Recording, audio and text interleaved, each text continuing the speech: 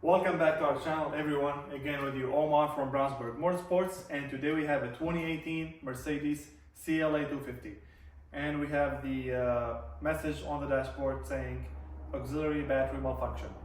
So the repair for that, quite easy. All you gotta do is replace the auxiliary battery, and that's what we're gonna do.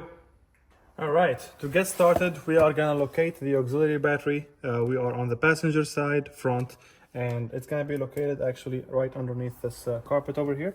So what I'm gonna do is I'm gonna just pull this here, and then I'm gonna reach my hand and I'm gonna pull on the carpet, just like you see over here. And our battery is right there up top. I don't know. Perfect. Our battery is located right there, connected with these two pins over here, the positive lead and negative lead. This is our new battery right there. That's the part number for it, and 10 zeros, I believe, 4039. That one right there, that's our battery number. I picked this up from the dealer for like $53, I believe, or $54. You can also find it on Amazon for the same price. Dealer had it in stock though, so I went ahead obviously with the dealer part. And with the one on Amazon is the same one actually. It's also like original Mercedes. They come with these guards for the pins. And I'm gonna go ahead and install my positive lead first.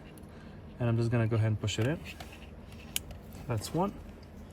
And that's two right there. Just push them in until you hear them click, and then I'm gonna install the battery just like that. And to remove it, you can remove these two pins here.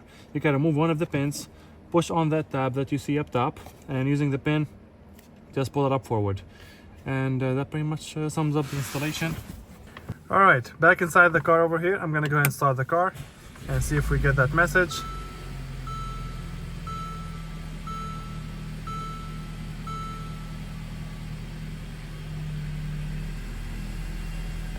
Put to reverse, drive, and as you can see, we don't see the message.